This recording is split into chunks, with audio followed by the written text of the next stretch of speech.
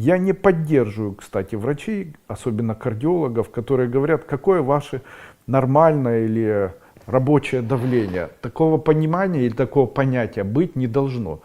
У человека должно быть давление, и оно должно быть таким, которое сформировано природой во всех абсолютно годах развития, от человеческого эмбриона и до самой смерти. Какое оно должно быть давление в норме? Давление в норме это 120 на 130, и называется оно диастолическое. И систолическое давление — это давление нижнее, как говорят люди, которое должно быть 70-80.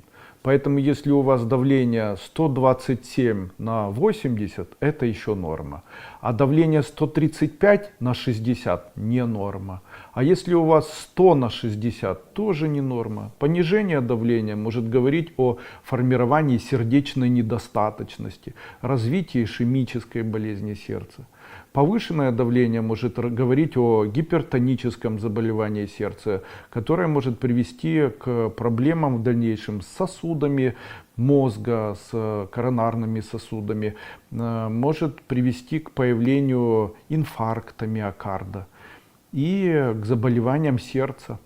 И человек говорит: вот, Андрей Андреевич, у меня получается с помощью препаратов снизить верхнее давление, но не получается снизить нижнее. Нижнее постоянно повышенное. Ответ такой: нижнее давление, как правило, связано с нашим питанием.